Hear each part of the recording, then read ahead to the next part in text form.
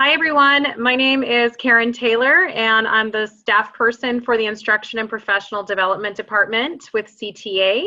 And I'm excited to bring you tiered engagement and social emotional learning for elementary. And we have two guests today, Christopher Williams. He's the Director of School-Based Mental Health and Wellness, the Sacramento County Office of Ed.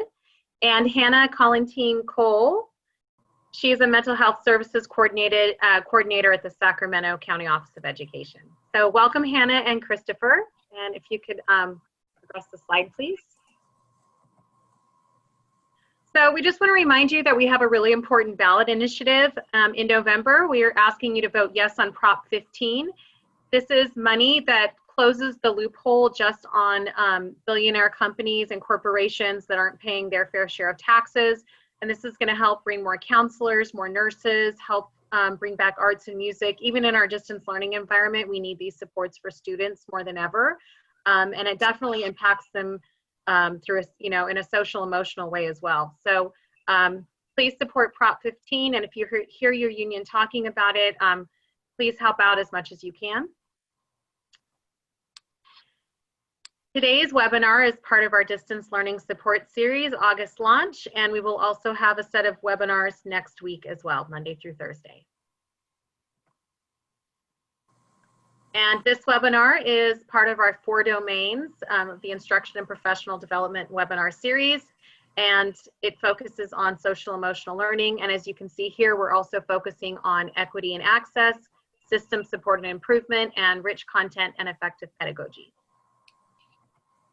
Okay, and with that, here you go. Thank you so much, Karen, and welcome everybody. Once again, my name is Christopher Williams, or Chris, and I'm the Director of School-Based Mental Health and Wellness at Sacramento County Office of Education, joined by my colleague, Hannah Collantine Cole. And really thrilled to be here. Thank you all so much for giving us this opportunity. Hannah and I are both social workers, and I cut my teeth back in New York City, working in the Bronx as a school social worker, and eventually left that work to go work at a nonprofit. And I led a nonprofit that provided school-based mental health services to New York City. And Hannah, of course, left the school setting to come work here at SCOE. And as we have chatted a little bit, that decision to leave the school-based work was really difficult, not an easy decision. But I think for both of us, there was a part of it that meant it had to do with scope. And that the work that I was doing in the Bronx was really important. I felt great about it. And I worked with 30 to 50 students per week. And when I got the opportunity to leave that work to go manage some programs, I thought, well, I'm kind of trading the depth of my scope to the breadth of my scope. And I say that to say that talking to you all, California Teachers Association, what better opportunity to really have a chance to impact scope than with the largest teachers union in California, who really, you work with millions of students. And I just think it's a really unbelievable opportunity for us to have a conversation with you. And I'm just filled with gratitude for the opportunity to chat with you today and to talk about some topics that are really important to me and to Hannah.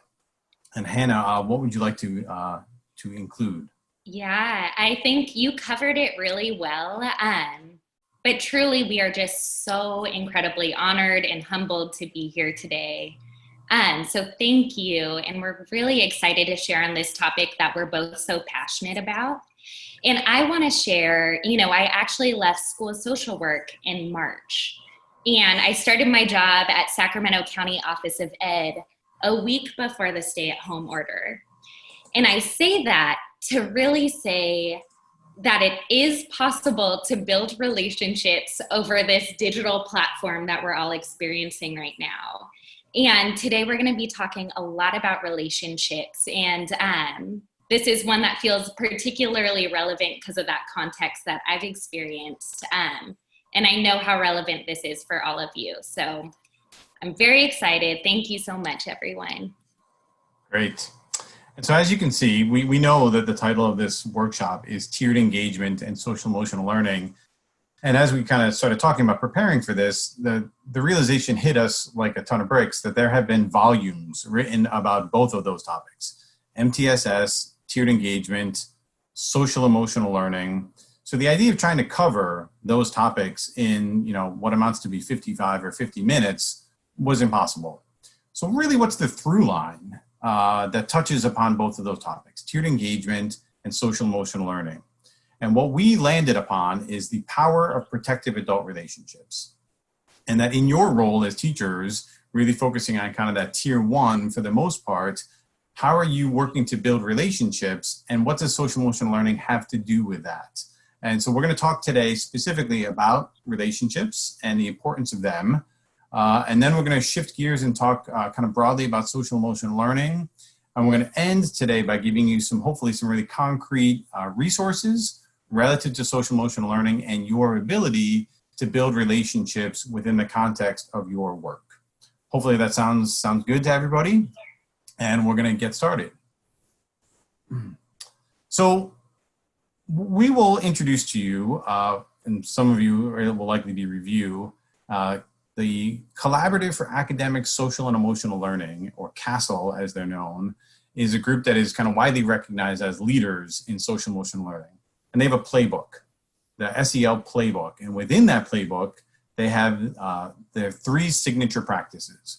So we're going to try to model those 3 signature practices, and it begins with a welcoming activity or a welcoming ritual. And so when I say relationships and the power of protective adult relationships, I think it's probably a good idea for us to really think about for ourselves, for all of you, who was a teacher specifically when you were in school that made a really positive impact on you? Who was that teacher? Think about that for a minute. Try to get a mental picture of who that person was. What was their name? And I'm even seeing some people, Chris, put that in the chat box, some names here. Fantastic, love it. And would love for you to think about, when I say positive impact, what was it that they did that made that positive impact? And I would love, as a part of this welcoming ritual, to put in the chat, please, the behaviors that they exhibited, specifically the behaviors that those teachers exhibited, which impacted you positively. What was it that they did that created that positive impact? Hannah, what are you noticing? What are some of the things that they're You all are incredible is what I'm noticing. I'm seeing encouraging, kind, believing in me, accepting mistakes, being compassionate, being genuine, having personal connections. I see a lot of smiling here, that nonverbal communication, listening, and another believed in me. We're getting a pretty comprehensive list here. Fantastic. I love it. And thank you for your engagement. And for me, you're all reminding me of my person, Irma Dorico. And Irma was a professor. She was actually a guest artist when I was in undergrad.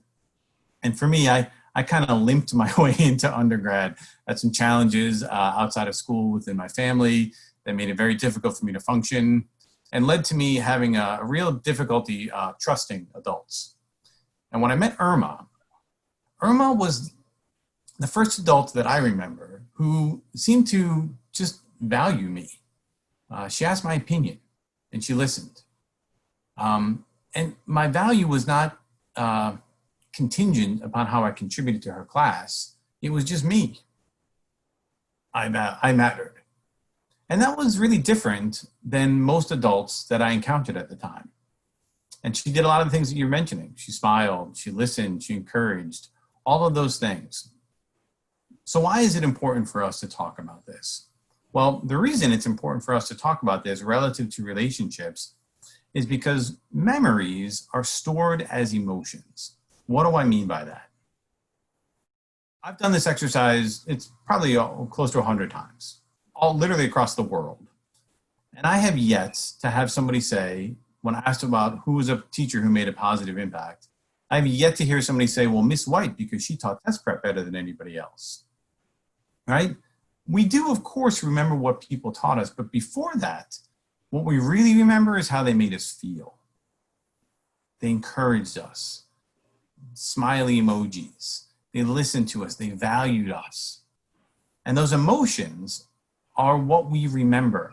And here's the other thing, and this is, I think, demonstrated through what you just put in your chat, is when somebody asks you to remember those experiences, you don't remember them as an intellectual pursuit.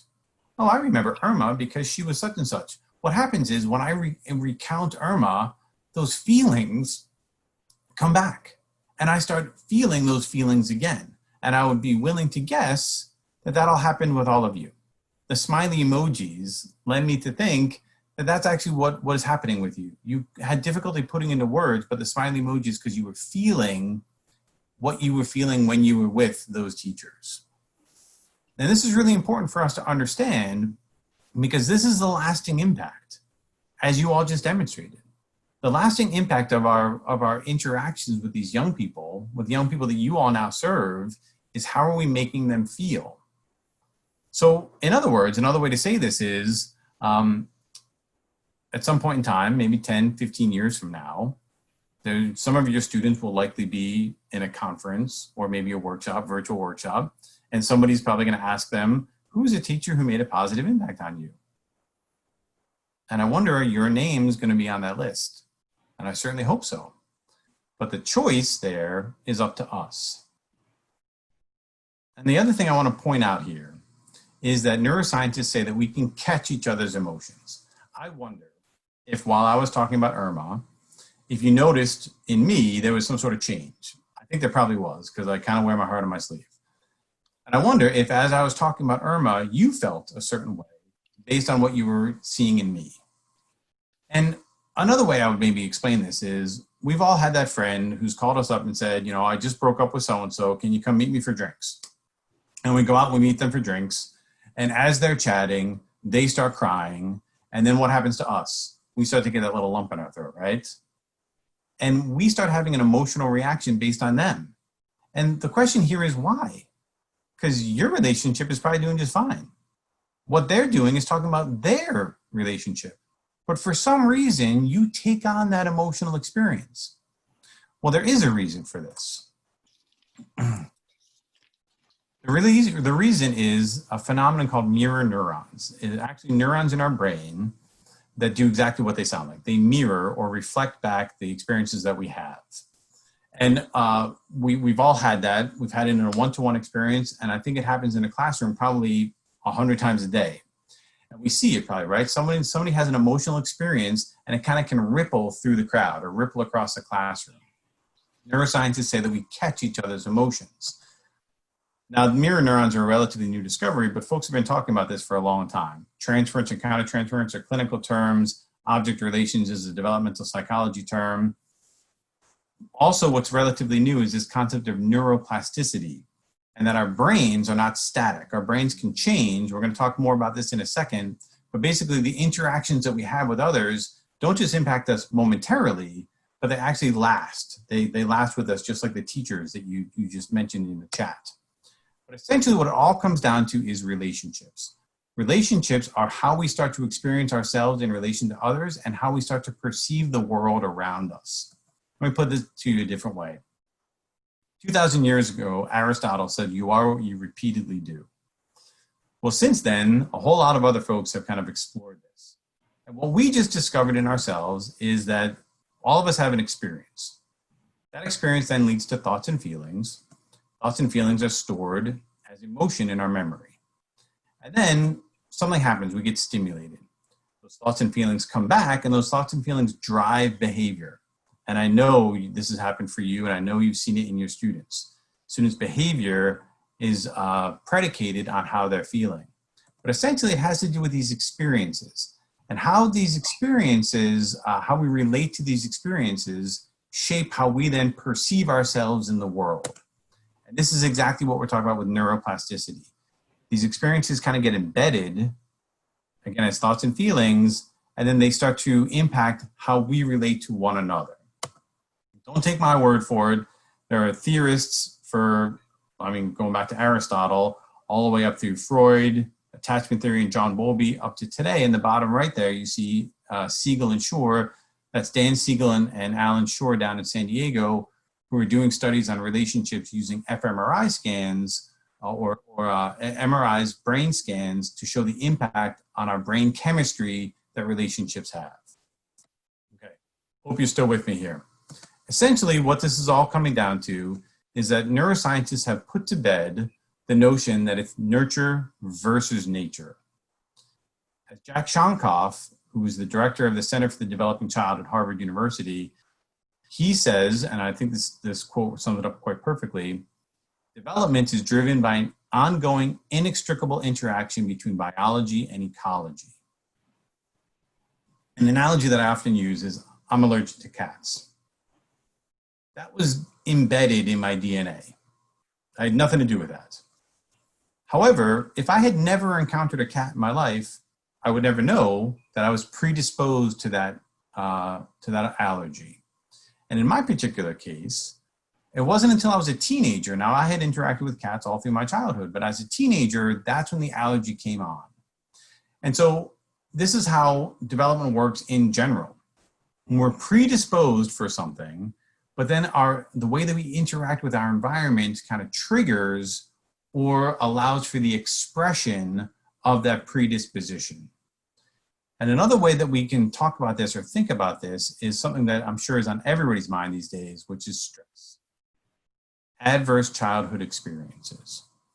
I'm going to talk about this in a moment, but the emerging field of neuroscience is called epigenetics. And epigenetics relates to how experience, scientists say, gets under our skin. It impacts how our genes express themselves, just like how I explained the allergy. We're going to talk a little bit more about this right now. Stress is a perfectly natural phenomenon. And I know I don't need to tell a group of teachers how common stress is. But it is wired into our DNA, that stress response, that fight, flight, or freeze instinct. And it's wired into our DNA because our ancestors who didn't have it didn't survive very long. The stress response, fight, flight, or freeze, is necessary. If we encounter a mountain lion while we're out hiking, we need those stress hormones to help us respond to that threat. But toxic stress is the term that relates to how long we remain in that stress response. The longer we remain in that very natural stress response, the more deleterious the effects have on our physiology. It can lead to heart disease, it can lead to diabetes, and the less physiological responses, it can impact impulse control and lead to psychological distress. And again, this is all very normal, but for the visual learners, we encounter something that leads to a stress response, the stress hormones kick in, and our body has a reaction. Perfectly normal. Now, here's the good news. Because what we know, a pretty safe assumption is that all of our students, literally all of our students now, coming back to school, are experiencing some level of stress, as are, I know, all of us. The good news is, Jack Shonkoff, in that same article where he talks about toxic stress, he says that the essential characteristic for mitigating stress to go into that toxic level is the presence of a protective adult relationship. And again, this shouldn't be news to any of us. Anybody who's written a grant application in the last 20 years has used the phrase, the presence of at least one caring adult in the life of a child can make all the difference. The exciting thing is that neuroscientists are now demonstrating that a protective adult relationship is the mitigating factor for maintaining a manageable level of stress as opposed to going to that toxic level of stress. So when we think about a tiered level of engagement, you the teachers, are in and of yourselves a tier 1 intervention. The relationships that you create with your students on a daily basis is a mitigating factor for stress and adverse childhood experiences. And I know you know how to do it because y'all just put it into the chat a couple minutes ago. You have had experiences in your own lives with teachers that have left a lasting, indelible impression on you. And you have that same opportunity. Literally, you're the only profession in the world who has the opportunity on a daily basis to impact the neuroplasticities of the students with whom you interact. So the fact is you don't have a choice whether you are going to impact the development of the children you serve. The choice you have is how. How do you want to impact the children you serve and their development? And I think the fact that you're here means that you really want to impact them in a really positive way. And all of the things that you put in the chat as the experiences, the behaviors that you all encountered when you were youngsters is how we can do it. So I want to flip the script for a second, because we've got a great list of positive behaviors. I want you to think for a moment about a teacher in your experience who did not embody all of those positive characteristics. Who is a teacher, and you don't have to name names here, who is a teacher who created a negative impact on you? And what is it that they did? Put those behaviors in the chat. Excellent. And I'm glad to see that people are not putting names down of those teachers, but are talking a lot about the behaviors. So I'm seeing here robot teacher, yelling, bullying, belittling, ridicule, insulting, racist, judgmental, exclusionary. And I think all of this really speaks to also that we've all had that teacher before. Just like we've all had that positive, I think most of us have experienced this as well. Great. So what we would like to offer, before we get into the kind of tangible research base of social emotional learning, is that what we've been talking about up until this point is an indicator that you all already engaged in social emotional learning. You certainly have engaged with it as students yourselves, and now you are very likely embodying those beliefs or those behaviors with your students on a day-to-day basis. We took the liberty of creating a T-chart. We've done this activity a bunch of times. We created a T-chart here based on the folks that we've worked with in the past, but I think there's already things on here that you already put in here. On the positive side, asked questions, listened, was patient, was genuine and authentic. On the negative side, yelling, we just heard that. Public shaming. So here's what I want to offer is that, and then I hope that this would be, if you take only one thing away from this hour that we have together, this is what I would like for you to take away, is take this T-chart or download the chat that we have here and create your own T-chart of behaviors, positive behaviors that you feel like you can embody, and negative behaviors that maybe you have, like you're kind of prone to. And I want you to put that T-chart next to your computer. And at the end of every single day, I want you to look at it, and I want you to reflect on it. And be honest, and say to yourself, did I spend the majority of my day on the left side of this list? Or did I spend the majority of my day on the right side of the list? And then you have a choice. You can say, tomorrow, I'm going to provide public praise. I'm going to choose a student in every single one of my classes, and I'm going to publicly praise them. And that's a choice you can make. And choose one thing and do that one thing for 3 days in a row. And then next week, choose a different thing. Continue publicly praising, but choose another thing and layer it on. And if that's all you do from this webinar, you will be excelling at social emotional learning. You'll be excelling at creating those positive, protective adult relationships with your students without any outside resources, because you have all that you need. Your experiences have shaped you in a way that have brought you to this point that you now can pass that on and shape it with your students. Now, we are going to provide some other resources, but I hope you hear me that you are enough. And your ability to form your relationships with students is going to impact those students in a very positive way, as long as you bring some intentionality to it. I'm going to turn it over to Hannah now. We're not quite there, but... Not quite there yet. One thing I did want to say is along those lines, I think when you look at those T-charts, you'll probably notice that these behaviors are things you're already doing. So I really want to highlight that SEL doesn't need to be something that's coming from somewhere else, because most of the time it's just lifting out those resources and strategies that you already do. And so we're going to do a little overview of SEL from a research base before Hannah takes us through some concrete strategies. We're going to move through these slides fairly quickly because I think for many of us it is a review, for many of you. But this is the CASO wheel, again, the Collaborative for Academic Social Emotional Learning. And this is a widely agreed upon kind of the 5 core competencies of SEL. So self-awareness and self-management, things that we've been talking about this whole time. How are you building your own awareness of yourself and what you bring to the classroom? Your social awareness, your relationship building skills. And then how does that all lead to responsible decision making? So it is scaffolded, but not linear. The definition of SEL, hopefully you've all seen this before. It is the process through which both children and adults apply the knowledge and skills to build those 5 competencies. Again, as you're preparing that list for yourselves, think about these core competencies and make some connections. And then there's lots of research here. Again, don't take our word for it as why social emotional learning is impactful. The bottom left, that citation, Durlach et al., probably the most widely used citation in SEL over the last 9 years.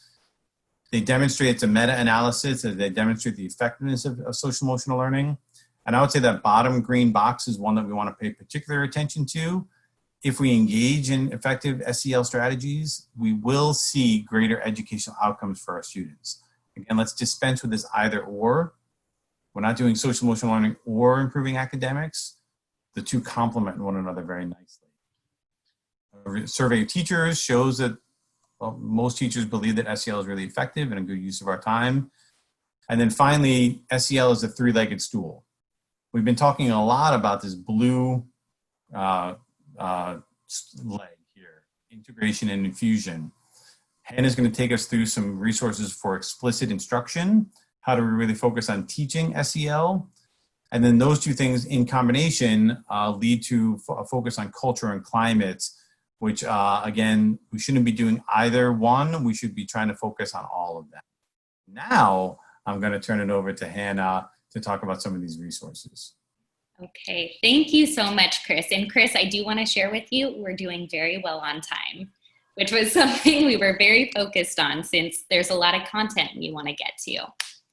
So next, we're really going to be thinking about, we've really framed this, relationships are important, social emotional learning is important, but now, how do we do it?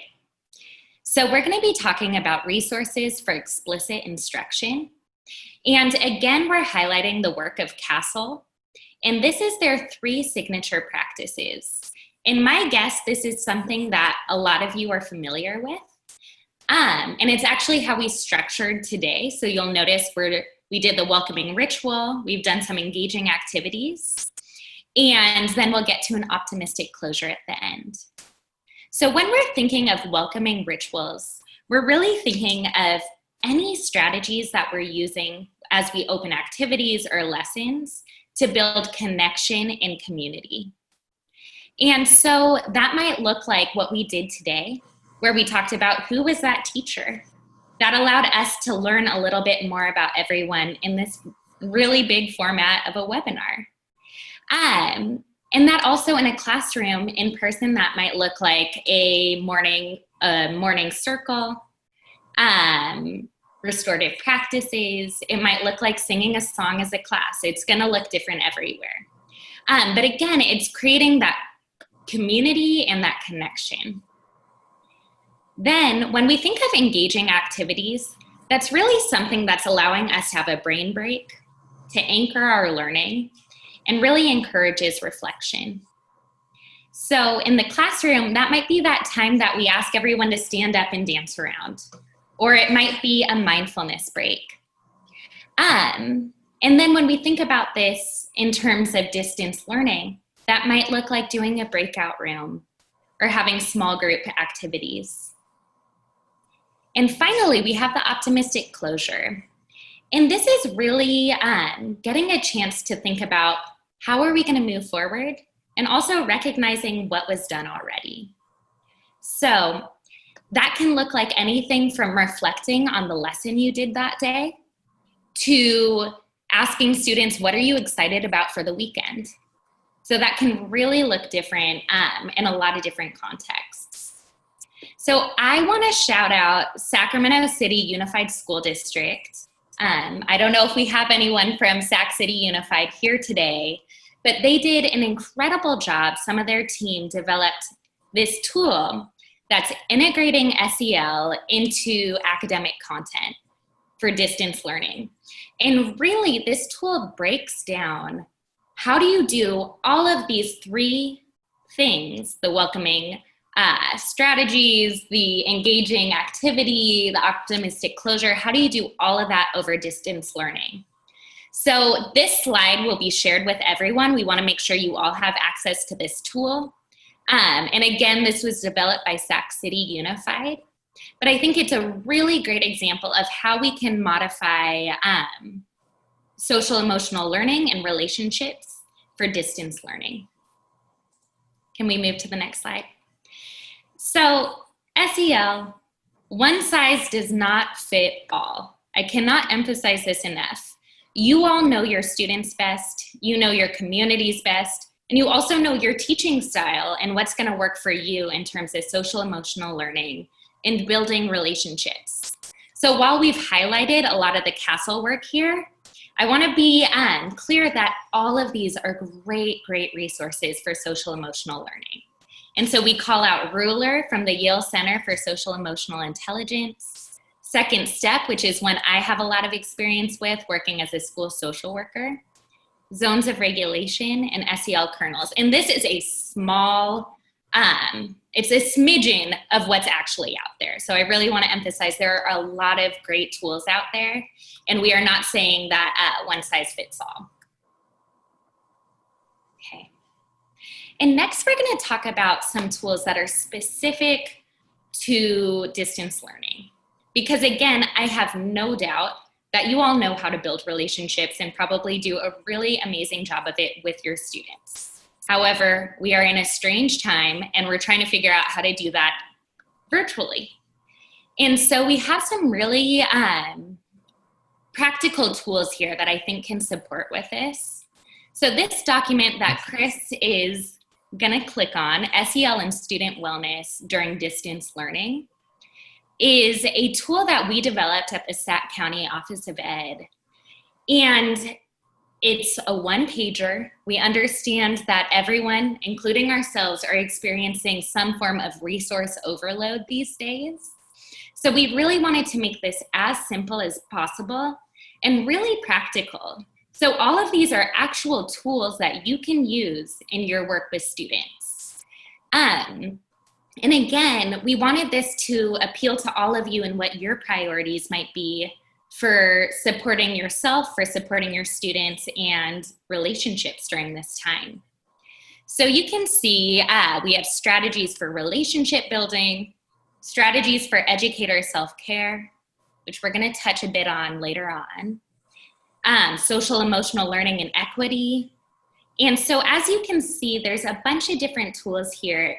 And again, this is vetted by Chris and myself, and these are really tools to help you engage with students around relationship building and SEL competencies.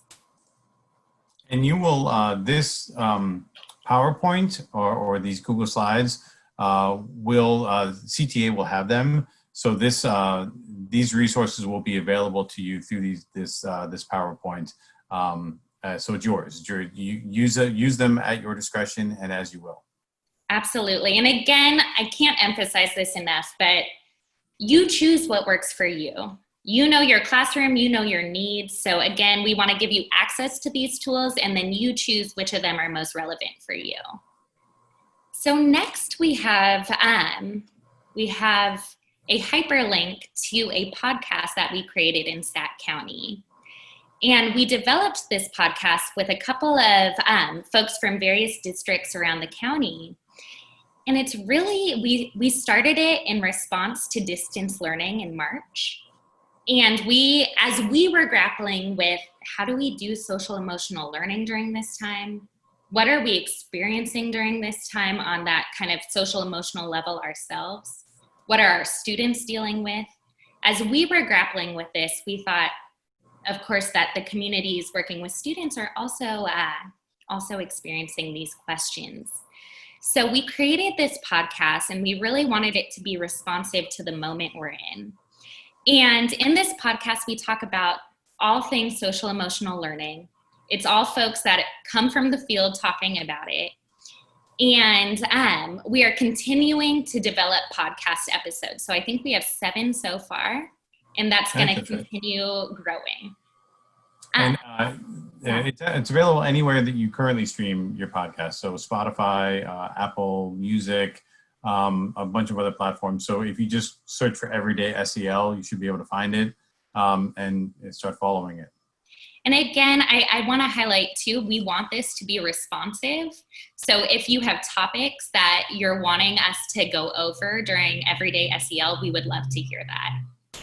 That was not part of our planned presentation, but I think I can speak for Chris and myself that we would love to hear from you about what you want to hear from us. Absolutely. Okay. So self-care. This is something I think about a lot, that Chris and I talk about every day, all the time. So I'm sure we've all heard the analogy that when you're on an airplane, you have to put your oxygen mask on first before you can assist others. I think now this is more apparent than ever, that in order to support our students, in order to show up for them on an emotional level, we really need to care for ourselves first.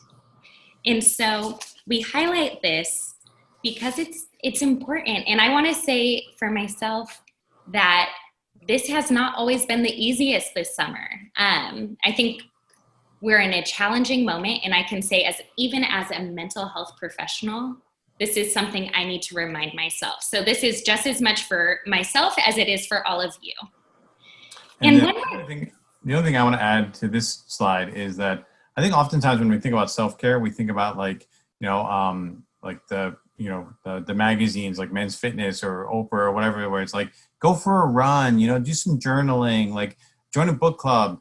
And yet for self-care for a lot of people means a glass of wine and some reality TV at the end of the day.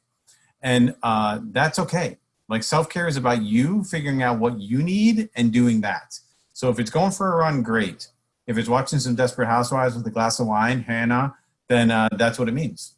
So that is Chris very clearly calling me out for my favorite self-care strategies. But again, this is going to look different for everyone. But we really want you thinking about what is a self-care strategy that energizes you, that helps you unwind, and helps you manage when you're having a hard time. And like Chris said, mine happens to be a glass of wine and bad reality TV. And I love seeing that folks are adding to the chat what theirs are. And this is a judgment-free zone, which I think hopefully is apparent. So I love seeing what you all are adding. And so this next slide, the ethic of self-care, we have this here because it's that important that we want to have 2 slides on this. And I think when we think about self-care, we often think it's something that's indulgent or selfish or something that we can kind of put aside, but first we need to get to business. But actually, it is ethical and absolutely essential that we're caring for ourselves in order to care for others. So again, for us to be able to show up for our students in an authentic way, if we want to tend to their social emotional needs, we need to care for ourselves. And I say this too, I just want to reiterate, I know this is not always easy to do, and I myself struggle with it, but it is so incredibly important. I think now during this moment that we're in, when we're all experiencing stress on many different levels, and always. Okay, so now I'm going to pass it back to Chris for our optimistic closure. Great. Thank you, Hannah. So many of you have probably seen this before. This is one of the tools that is included in Ruler, again, out of YALE Center for Emotional Intelligence. Ruler being an evidence-based strategy or program for social emotional learning. And this is their mood meter. And it is a way for us to both plot how we and or our students are feeling. And it's also a way to build literacy around emotions. Again, emotional intelligence, build that literacy. So I'm going to explain it. Down here on the horizontal axis, which I think is the x-axis, is pleasantness. Is your pleasantness rather low today, or is it pretty high? And you kind of go back and forth on this x-axis, and then relative to your energy on the y-axis, is your energy rather low or is it high?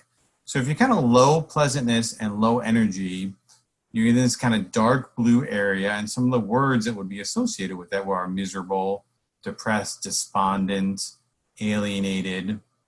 Conversely, if you're awfully pleasant and have a high level of energy, you might be feeling ecstatic, elated, inspired in this yellow section over here. So one thing we can do is with our younger students, we can start asking them to plot themselves on according to color. And then we want to start asking them to find words. And again, you can see it's populated with these words. So they can start just using the words that are here to start building their literacy and starting to build that self-awareness that we saw is so critical to social emotional learning. So for our purposes today, what we would love for you to do is to, number one, figure out where you are. Are you kind of yellow, orange, red, meaning you're happy or you're nervous or you're enraged? Where are you on here? Anywhere is okay. There's no right or wrong. And then secondly, what is your strategy for either maintaining, if you're pretty cool with where you're at, what's your strategy for maintaining that? And if you want to change, what is your strategy for changing? So for me, I'm feeling pretty pleasant and I'm feeling pretty energized. So I would say I'm feeling kind of enthusiastic or lively, cheerful maybe even. And my strategy for maintaining that is I'm going to debrief with Hannah once we get off this, because Hannah helps me to maintain a high level of pleasantness and a high level of energy. Hannah, where are you? I would say I'm in the yellow category. I feel playful today, and I definitely want to maintain that.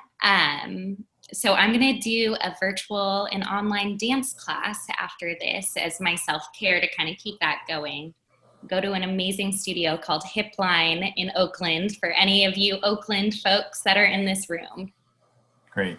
So go ahead and put that in the chat. Where are you? Plot yourselves and what's your strategy? And Hannah, I would love for you to read out some of the things you're noticing folks saying. Okay, so I'm seeing thoughtful, green. I'm seeing sleepy, exhausted, hopeful, peeved, hopeful, content, pleasant. And in strategies, I'm seeing walking, watching some TV, staying connected with my children, just dance with kids for self-care. I love that.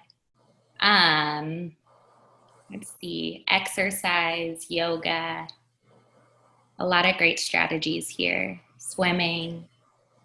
Fantastic.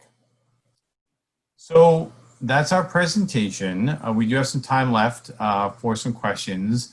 But please, this is our contact info. And what's not on here, we both do have LinkedIn accounts. So please feel free to find us on LinkedIn and follow us. I think mine is Christopher Williams LMSW, but that's the same picture. So if you just say Chris Williams and you find that picture, that's me. Would love to hear from you. Again, we'd love to hear some topics that you'd like to see covered on Everyday SEL. We'd love to have you follow Everyday SEL. Maybe, I don't know, Hannah, if you wanted, if you have time to put a link in there, if you can, to Everyday SEL. If not, no big deal. Folks can find it. We do have some ideas for further inquiry and application. Again, this slide deck is going to be yours. But our ideas are really to find or engage with that distance learning 3 signature practices document that Sac City developed, and maybe figure a way to structure some of your class time with those 3 signature practices. What are some welcoming activities you can plot out, or welcoming rituals? What are some engaging activities, and what are some optimistic closures? And just plot that out and give it a try, and then reflect on it as part of your daily reflection. Once again, thank you so much, and we will definitely take some questions now. We have some time. I don't know if Karen or Brian, you want to facilitate that, or should we just go ahead and do that ourselves? Can you see the Q&A questions? Can, yeah. Yeah, So, why don't you just, if you're comfortable with it, why don't you guys just go ahead and start taking a look at those? There's an open section that's got, it looks like about 12 questions now, although they're not all necessarily for you guys. okay, Hannah, I see a question here that's kind of up your alley. Can you talk about secondary trauma experienced by teachers and admin? Okay, so yeah, I mean, this is a topic that I think a lot about, and I can't emphasize enough how much Chris and I have been thinking and talking to folks about what does this moment mean for all of the educators that are really in the front line working with students? Because I know we're all dealing with our own trauma right now. And then we're also going to be dealing with students that also have traumatic experiences. So I think more than ever, I'm going to sound like a broken record, but any way that you can care for yourself has got to be a priority. So I think that is going to be so critical right now in this moment. And I think also practicing that self-awareness as well. So recognizing when you are feeling triggered and figuring out how to mitigate that or how to work with that in order to show up for your students. And there are many resources on this. And I just want to share that I hear you, I feel you as a school social worker. This is something I definitely thought about all the time. And I can say for myself, I leaned on my coworkers so much to kind of support one another through some of that secondary trauma we were experiencing. And I continue to do so in my current role working with Chris. So I just got to say, focusing on that self-care is going to be so critical, again, always, but really now as well. So I'm seeing lots of questions about the link to the slide deck as well as to Everyday SEL. I think Hannah's working on that. Hannah's going to put the Everyday SEL link in there as well as... Already did it. Okay, I already did it. So that's in there. And then the slide deck link, do you have that in there, Hannah? I believe Marlene put that in earlier. Okay. Let's see. So there was a question about a student who's terrified of being in front of the camera, to which they refuse to attend virtual classroom. I mean, this may sound overly simplistic, but ask them, invite them to attend without the camera on. That's kind of like meeting students where they're at. That's a big social work phrase, right? Be where the client is. Ask them to come as they are. As he or she starts to gain some comfortability, ask them if they're willing to turn the camera on, you know, for 30 seconds and then turn it off. And then ask them to turn the camera on for a minute. And you can time them, and you can maybe even ask other students to say like, hey, is this a little scary? You know, and ask some students to talk about what does it mean to be afraid. Ask students to just talk about what it means to be afraid, right? Like not necessarily afraid in this context, but what does it mean to be afraid? Who else has experienced fear before? What are you afraid of? Okay, let's talk about that. Fear is normal. And the idea here is that you want to normalize those experiences, meet them where they're at, and then try to find some avenues for them to join at their comfort level a little bit at a time, kind of scaffold it a little bit. A mood meter you'd suggest for little ones, it's the same mood meter. You could just do it without the words to start with. So ask them to identify their color, and then work from there. And maybe you like the one that we showed is like populated with lots of words. We can maybe even go back to it. So right here, there's like each section has 15 words or so, 20 words I think. Break it down and put 3 words in each color, and then kind of build up, scaffold up from there to again work on their literacy. And the Yale Center for Emotional Intelligence is the website or ruler. If you just Google that, you can go there. Or if you just Google mood meter, you'll come up with some images. And so you can work on this, kind of your own and create your own, or you can probably find images that are age appropriate. One thing I did want to say is I noticed a lot of folks were asking for the slide deck, and I realized I've only been sending it to the panelists. So I apologize. I think that shows us kind of we're all working through this technology barrier right now. So thank you for bearing with me. classroom community with pre-K students who haven't been in school before. Yeah, I have a 5-year-old who hasn't been in school before, and my wife and I are trying to figure that out ourselves. This is obviously the first introduction to school, and so we want it to be as we don't want this to be embedded if it's a fearful, if it's an aggravating. We don't want those to be kind of the terms or the emotions that he starts to internalize based on school setting. So, I do think if you, as best you can, reach out to the parents of your students and kind of ask them what the comfort level is with technology, what the comfort level is in terms of time, how much time can you realistically expect them to be on camera, what are the activities that they can engage with each other. Do some breakout rooms so there's only 1 or 2 students at a time, really interacting with each other. So I think enlisting some help with the parents or family members, it's not always parents, right? The family members, and really kind of scaffolding it, right? Keeping it low risk, and obviously 15 or 20 or more students all on Zoom at the same time is going to be impossible. So really working on those breakout rooms, I think, is going to be really important. I don't know, Hannah, any other ideas about that? And I'm sure you all have ideas for each other around that if you want to share with each other. Right. No, I think you covered that really well, Chris. Mm-hmm. So I'm seeing another question here. Is there a specific curriculum for SEL, excuse me, with scope and sequence and progression by grades? Or it's more that we include the 5 components you mentioned earlier with materials we find suitable? So I would say you can do both. There's definitely curriculums out there that provide really explicit instruction for developing some of these social emotional skills. And that curriculum, there's a lot of it that focuses on grade level. Like I see someone put it in the chat, and I was going to say this as well. Second Step is a really great example of something like that. I believe Ruler also does that. So there is a lot that's available in terms of that explicit instruction by grade level. And I want to share, it can go in conjunction with those 3, why am I blanking on the name right now, Chris? 3 signature practices? Thank you, the 3 signature practices. So again, you can do many different things to implement SEL. And again, this is really a matter of you doing what works for you. I don't know what I just did there. Oh, there we go. This question, I think, is pertinent to this presentation. They all are, of course. ACEs is very important, and many teachers are unaware of this and how to approach and meet student needs. Can you give a bit more information so teachers can learn more about this? I'm wondering if you mean kind of like generally, like can we provide some resources?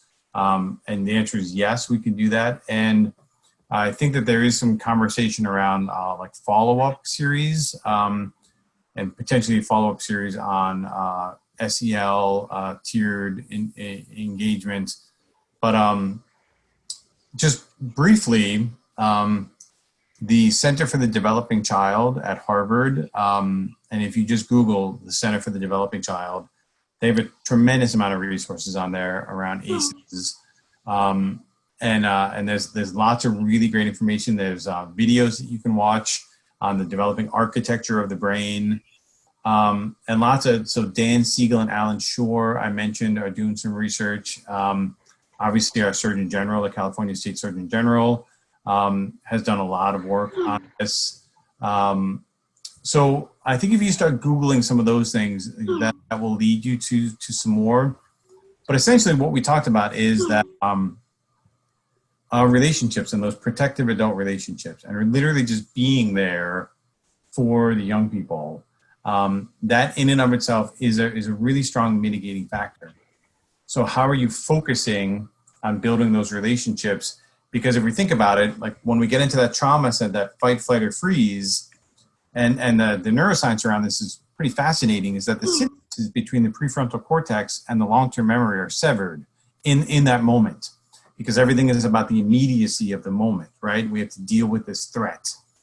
And so what we have to do, and the reason these relationships are important is we start to co-regulate with the young people. So if we start to match their energy and get kind of hyper and get escalated ourselves, then when there's no co-regulation that's happening, we're basically encouraging them to stay in that escalated state. Whereas if we can do our best to self-regulate, keep ourselves calm, and respond, and we can call it out. I can see you're really agitated right now. I can see you're really upset. Yep, really important. Thanks for expressing yourself. Thank you for expressing your anger to me. I can see how upsetting this is to you. What can I do right now? And start to just, again, stay calm. And as the more we stay calm, the more they'll start to take on, they'll co-regulate with us. The analogy I often use here is co-regulation comes exactly from attachment theory. And a baby who's crying is needing to be regulated. And so what do? When our baby, an infant, is crying, we typically pick that baby up and put him or her on our shoulder, and we bounce him or her. And the reason we do that is for the movement, but also that contact with us. Our biorhythms literally start to match each other, start to mirror each other. And they want to feel our heartbeat. They want to feel our slow breathing. And when we do that, our calmness helps them co-regulate. And then the more we co-regulate, the more that child starts to build his or her self-regulation skills. Right. So it's the same theory. When we deal with a student who's escalated, we can't start yelling or screaming. That would be like being like, stop crying. That's not helpful. We have to manage ourselves in those moments to help them manage themselves. That's the nature of co-regulation. And in a later session, we can talk more about it. Hannah, it looks like you want to add something. Yeah, so I know we're running short on time and we have to pass it back to Marlene and the team to get to a couple of things. But I did just want to say for this, in the resource we shared from Sacramento County Office of Ed, there's actually some tools specific to how do you do trauma-informed teaching during distance learning. So I was really excited to see that. So I wanted to just put a little plug in that there are some resources around that as well. Okay. All right, so I think we have to pass it back to Karen, Brian, and Marlene. And thank you all so much. This was such a pleasure to be here today. Thank you. Yeah, really. Thank you so much. Thank you, Christopher and Hannah. You have given us a lot of information to think about, and much appreciated on the science aspects of this, because I think it's helpful to understand situations when they approach or come up. So we do appreciate your time and your contribution, and we're getting lots of thank yous in the chats for your presentation. So thank you very much. We do have the rest of our series starting next week. So it's on the PowerPoint for you, additional content for virtually everything.